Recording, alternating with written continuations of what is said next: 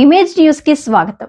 గత 5 ఏళ్లలో నిలిచిపోయిన అభివృద్ధిని రాబోయే 5 ఏళ్లలో 10 ఏళ్ల అభివృద్ధికి సమానంగా చేసి చూపిస్తారని, వచ్చే ఏడాది నాటికి యానాం రూపురేఖలను పూర్తిగా మార్చి ప్రజల ఆకాంక్షలను నెరవేరుస్తారని పుదుచ్చేరి రాష్ట్ర ప్రజా పనుల శాఖ మంత్రి మల్లాడి కృష్ణారావు అన్నారు. తనకు కేటాయించిన మంత్రి శాఖల బాధ్యతలు స్వీకరించిన అనంతరం తొలిసారిగా యానాం ఇచ్చేసిన సందర్భంగా ప్రజలు, నాయకులు, అభిమానులు, మహిళలు, కార్యకర్తలు ఆయనకు ఘన స్వాగతం పలికారు. ఈ సందర్భంగా యానాం ప్రజలను ఉద్దేశించి మంత్రి మల్లాడి మాట్లాడారు. తనపై విశ్వాసం ఉంచి కీలక శాఖల బాధ్యతలు అప్పగించిన ముఖ్యమంత్రి ఎన్ రంగస్వామికి, అలాగే కేంద్ర ప్రభుత్వం సహకారం అందిస్తున్న ప్రధానమంత్రి నరేంద్ర మోదీకి కృతజ్ఞతలు తెలిపారు. తనకు అప్పగించిన శాఖల ద్వారా యానాం, పుదుచ్చేరి, కరైకాల్, మహే ప్రాంతాల సమగ్ర అభివృద్ధికి కృషి చేస్తానని చెప్పారు. కేంద్ర ప్రభుత్వం నుంచి అవసరమైన నిధులను తీసుకొచ్చి అభివృద్ధి పనులను వేగవంతం చేస్తారని తెలిపారు. తనపై ప్రభుత్వం ఉంచిన నమ్మకాన్ని నిలబెట్టుకుంటూ ప్రజల సేవలో అంకిత భావంతో పనిచేస్తానని, ముఖ్యంగా యానాంలోని పేద ప్రజలకు మరింత మేలు జరిగేలా సంక్షేమం, అభివృద్ధి కార్యక్రమాలను అమలు చేస్తారని మంత్రి స్పష్టం చేశారు. అలాగే గోదావరి పుష్కరాలను అత్యంత ప్రతిష్టాత్మకంగా నిర్వహించేందుకు కేంద్ర ప్రభుత్వంతో చర్చించి అవసరమైన నిధులు సాధిస్తారని తెలిపారు. అత్యధిక మెజారిటీతో గెలిపించి ఆశీర్వదించిన ప్రతి ఓటరుకి జీవితాంతం అండగా ఉంటానని, ప్రజల సేవే తన ధ్యేయమని పేర్కొంటూ యానాం ప్రజలకు కృతజ్ఞతలు తెలిపారు. అనంతరం వివిధ రాజకీయ, సామాజిక సంస్థల నాయకులు, అభిమానులు, మహిళలు, కార్యకర్తలు మంత్రి మల్లాడి కృష్ణారావును ఘనంగా సన్మానించి అభినందనలు తెలిపారు.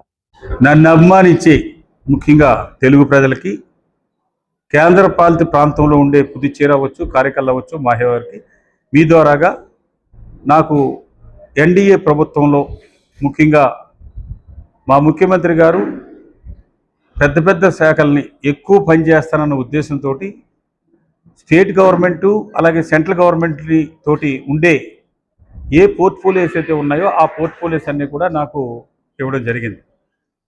మీ ద్వారాగా సంబంధించిన అన్ని డిపార్ట్మెంట్ సంబంధించిన డెవలప్మెంట్ కానీ, పీడబ్ల్యూడీకి సంబంధించిన రోడ్ కానీ, డ్రైన్ కానీ, వాటర్ సప్లై కానీ, అలాగే ఇరిగేషన్ కానీ, అలాగే వివిధ డిపార్ట్మెంట్లకు సంబంధించిన ప్రతి కట్టడాలు అన్నీ కూడా బడ్జెట్లో దగ్గరగా 35% నుంచి 40% పీడబ్ల్యూ ద్వారాగా జరుగుతాయి. రాబోయే రోజుల్లో యానానికి సంబంధించిన అండర్ గ్రౌండ్ డ్రైనేజ్కి ఆల్రెడీ ఎస్టిమేట్ అంతా కూడా తయారైంది. ఎంటైర్ పైప్ లైన్ అంతా కూడా కాన్సెస్ అంతా చేంజ్ చేయడానికి తయారైంది.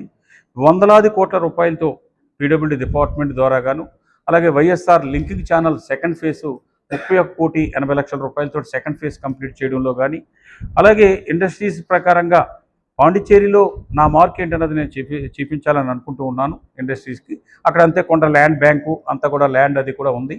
ఇక్కడ లేకపోయినా కానీ ఉన్న ఇండస్ట్రీస్ని ఎలా నిలబెట్టాలి, రాబోయే రోజుల్లో పొల్యూషన్ కాని ఇండస్ట్రీస్కి ఏ విధంగా తీసుకురావాలి, గవర్నమెంట్ కూడా కొంత ల్యాండ్ని ప్రైవేట్గా ఉన్న ల్యాండ్ని కూడా తీసుకుని ఏ విధంగా చేయాలో, పొల్యూషన్ లేనిది, సౌండ్ లేని ఇండస్ట్రీస్ని ఏ విధంగా తీసుకొచ్చి కొంత అన్ఎంప్లాయ్మెంట్ని ఆ రూపంలోను, అలాగే వాటర్ స్పోర్ట్స్లో ముఖ్యంగా రాబోయే రోజుల్లో ఈ పరిసర ప్రాంతాల్లో వాటర్ స్పోర్ట్స్ అంటే యానం అనుకునే విధంగా, ముఖ్యంగా ఉమ్మడి తూర్పుగోదావరి జిల్లా కానీ, వెస్ట్ గోదావరి కానీ ప్రజలు ఎక్కువ మంది యానానికి వచ్చే విధంగా చేయడంలో కానీ, హాస్పిటల్ ఇక్కడున్న జిప్మర్ని ఇంకా బాగా తీర్చిదిద్దడంలోనూ, జీహెచ్ని ఇంప్రూవ్ చేయడంలో కానీ, ఎడ్యుకేషన్ పరంగా కానీ, ఈ ఊరిని శుభ్రంగా ఉంచడంలో కానీ, అలాగే ఎంటైర్ రోడ్స్ కానీ, లైట్స్ కానీ అన్నీ కూడా చేంజ్ చేయడంలో ప్రజలకి ఏమైతే నేను మాట చెప్పానో ఆ మాటని 100% మీ ద్వారాగా చెప్పి మీరు చాలా మేధావులు ఇదైన వాళ్ళు, మీ దగ్గర కూడా ఎప్పుడు ఏం మాట్లాడానో అంతా కూడా ఉంటుంది. దానికంటేనే ఇప్పుడు మల్లాడి ఎలా మాట్లాడాడు, ఇప్పుడు ఈ విధంగా పనిచేశాడు అనుకునే విధంగానే తప్ప ఇలా మాట్లాడాడు, ఇలా తప్పాడు అనుకునే విధంగా కాకుండా నా పరిపాలన ఆ విధంగానే ఉంటుందని చెప్పేసి మీ ద్వారాగా తెలియజేస్తూ ఉన్నాను. నాకు వైఎస్ రాజశేఖర రెడ్డి గారు మొదటిసారిగా నన్ను ఒక మంత్రిగా నన్ను కేంద్రంతో అతనున్న ఇన్ఫ్లుయెన్స్ని ఉపయోగించి నన్ను కేంద్ర ప్రభుత్వాన్ని ఒప్పించి నన్ను మంత్రిగా చేశారు. దాని తర్వాత నేను చేసిన పని గుర్తుపెట్టుకుని నేను ఏ విధంగా పరిపాలన చేస్తున్నాను, ఏ విధంగా నిజాయితీగా పరిపాలన చేస్తున్నాను దాని మీద మళ్ళా మూడోసారి, అంటే ముందు కాకుండా ఇంకో మూడోసారి నేను మంత్రిగా అయ్యే అవకాశం ఒక తెలుగువాడిగా ఒక కేంద్రపాలిత ప్రాంతంలో, ఒక తమిళ కేంద్రపాలిత ప్రాంతంలో యానం నుంచి ఒక నియోజకవర్గానికి సంబంధించిన ఒక మైనార్టీకి సంబంధించిన నియోజకవర్గం నుంచి అవ్వడం అన్నది అది మీకే వదిలేస్తూ ఉన్నాను. అనేకమైన ఏ పదవి చేసినా ఏది చేసినా కానీ నా ఊరికి ప్రజలకు ఏం కావాలి, నా ఊరు బాగుకి ఏం కావాలి, పక్కనున్న వాళ్ళకి ఏ విధంగా చేయాలి అన్న దాని మీద నేను ఎప్పుడు కూడా ఆలోచన చేస్తూ ఉంటాను. ఈ టర్మ్ మాత్రం నన్ను ఇంకా ఎక్కువగా చాలా పట్టుదలగా 15 సంవత్సరాల్లో ఒక ప్రజాప్రతినిధి కానీ, ఒక 15 సంవత్సరాలు ఒక మంత్రి ఒక నియోజకవర్గానికి పనిచేస్తే ఏ విధంగా రూపురేఖలు మారుతాయి అన్న విధంగా నేను పనిచేస్తాను. రాబోయే 4-5 శతాబ్దాల వరకు కూడా గుర్తుపెట్టుకునే విధంగా పనిచేయాలన్నది నా ఆలోచన, నా విధానం. ఆ విధంగా తప్పనిసరిగా పనిచేస్తాను. పనిచేసి ప్రతి శాఖలో కూడా అది లేబరా, లేకపోతే పోర్టా, టూరిజమా, సివిలేషనా, అలాగే ఇండస్ట్రీసా, లేదంటే పీడబ్ల్యూడీదా, అలాగే మిగిలిన ముఖ్యమంత్రి దగ్గర ఉన్న రెవెన్యూ శాఖ అవ్వచ్చు, హెల్త్ అవ్వచ్చు, ఇవన్నీ నేను ముందు చేసిన శాఖలన్నీ కూడా. ఏ చిన్న విషయంలో కూడా ముఖ్యమంత్రి గారు నన్ను పిలిచి నా ఆలోచన కూడా తీసుకుని చాలా నిర్ణయాలు వాళ్ళు తీసుకుంటూ ఉంటారు. ఇవాళ రాత్రి కూడా మంత్రులు కూడా చాలామంది